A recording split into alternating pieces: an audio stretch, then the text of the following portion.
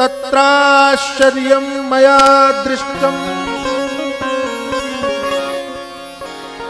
श्रूयतां तन्मुनीश्वराः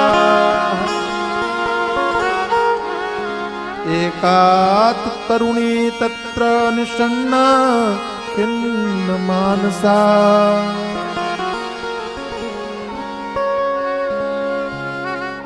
यामुनं तटमापन्नो यत्र लीला हरेरभूत। जहां भगवान ने यमुना के तट पर लीलाएं की थी, ऐसे वृंदावन धाम में मैं गया। देवर्षि नारद जी सुना रहे, लेकिन वहां मुझे एक आश्चर्य हुआ। मैंने देखा कि यमुना के किनारे कोई एक स्त्री बैठ करके दुखी होकर रो रही है। उसके पास दो युवक बेहोश मूर्छित होकर पड़े। कुछ महिलाएं पंखा झल के उसको सांत्वना दे रही हैं। मैंने किसी को दुखी देखा तो रहा नहीं गया। नारद जी कहते हैं कि मेरे मन में दया का भाव आया। दया लागी कोमल चित्त संता। संतों का तो स्वभाव है दया करना। साधु का अर्थ ही है कि दूसरों के ऊपर दया करना। साधु की विशेषता ही है कि दूसरों को दुखी नहीं देख सकता। दुखी देख करके ही द्रवित हो जाए, उसी का नाम तो साधु है। गोस्वामी जी ने बड़ी बात कही थी। संत हृदय नवनीत समाना। संतों का हृदय मक्खन की तरह होता है। लेकिन तुलसीदास जी कहते हैं रुको जरा, कहा कविन पै कहा न जाना।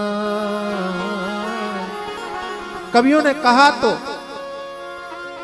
लेकिन कह नहीं पाए। निज परिताप द्रवय नवनीता। बोले मक्खन के समान कह दिया, लेकिन थोड़ा समझ तो लो।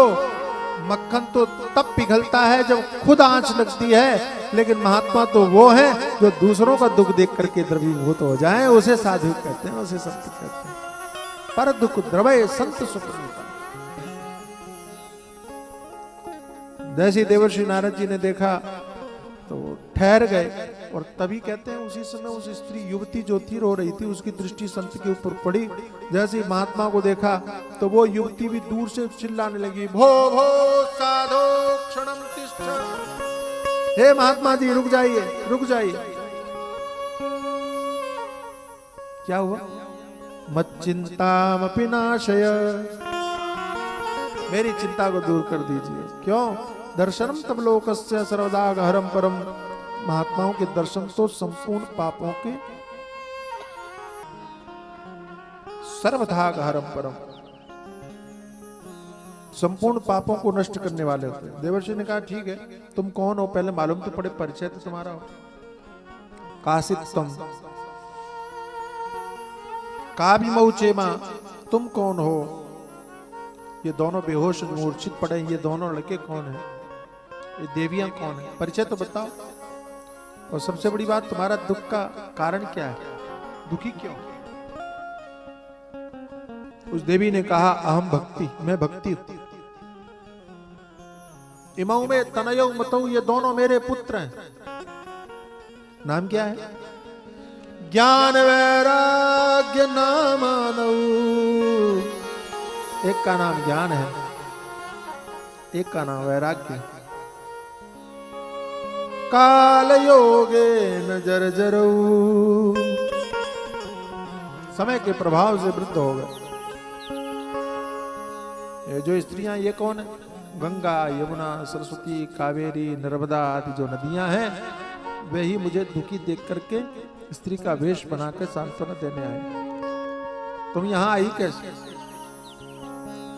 उत्पन्ना द्रविड़े साहम। द्रविड़ देश में उत्पन्न हुई। वृद्धिम कर्नाटके गता। कर्नाटक में वृद्धि हुई, बड़ी हुई।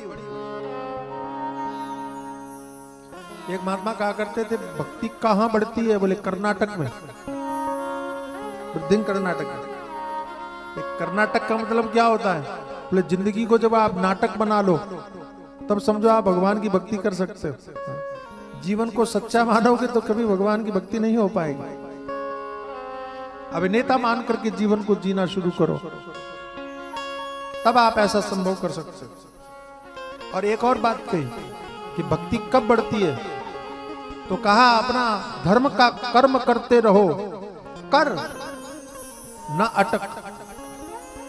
लेकिन कर्म में अटको नहीं तो आप भक्ति को कर सकते, तो भक्ति बढ़ सकती है। वृद्धिंग कर्नाटक एकता। और कुचिन महाराष्ट्र, कहीं कहीं महाराष्ट्र में मेरी वृद्धि हुई।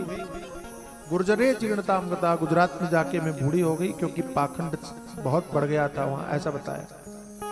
मैं वृंदावन में आई तो मैं पुनः यौवन को प्राप्त हो गई, लेकिन मेरे बच्चे बूढ़े हो गए, क्योंकि यहाँ भक्ति को तो महत्व देने वाले बहुत हैं, ज्ञान वैराग्य को महत्व देने वाला कोई नहीं है। मैं दुखी हो गई। अब मेरे पुत्र स्वस्थ हो जाएं तो मैं सदैव के लिए इस वृंदावन को छोड़ के चली जाऊंगी। इदम स्थानम परित्यज्य विदेशम गम्यते मया, मैं इस स्थान को छोड़ के चली जाऊं। तात्पर्य क्या हुआ? तात्पर्य यह हुआ कि भक्ति वहां भी नहीं रह सकती जहां भक्ति न को महत्व देने वाले लोग न हो, और भक्ति वहां भी नहीं रह सकती जहां ज्ञान वैराग्य को महत्व देने वाले न हो। ये तीनों की तृप्ति है। भक्ति भी होनी चाहिए, ज्ञान भी होना चाहिए, वैराग्य भी होना चाहिए। सबका अपना अपना महत्व। जो लोग ज्ञान को महत्व देते हैं, भक्ति आदि की निंदा करते हैं, वे भी बुद्धिमान नहीं है, मूलतः वो ज्ञानी है ही नहीं। और जो केवल ज्ञान को महत्व देके भक्ति आदि की निंदा करते हैं, वे ज्ञानी नहीं है। और जो भक्ति की प्रशंसा करके ज्ञान की निंदा करते हैं, मूलतः वे भक्त नहीं है। क्यों? स्वयं देवर्षि नारद जी जो भक्ति के आचार्य कहे जाते हैं, उन देवर्षि नारद जी ने कहा वादो नावलंब्य, भक्त को विवाद नहीं करना चाहिए। और जो ज्ञान को कमजोर दिखाने के लिए, भक्ति को श्रेष्ठ दिखाने के लिए वाद विवाद के चक्कर में पड़ते हैं, वो भक्त कैसे हुए? वो भक्त हो ही नहीं सकते। प्रपंच से दूर होकर तीनों को महत्व देना चाहिए, तीनों का समन्वय किया जाना चाहिए। ये भागवत का उद्देश्य है, दिखाया।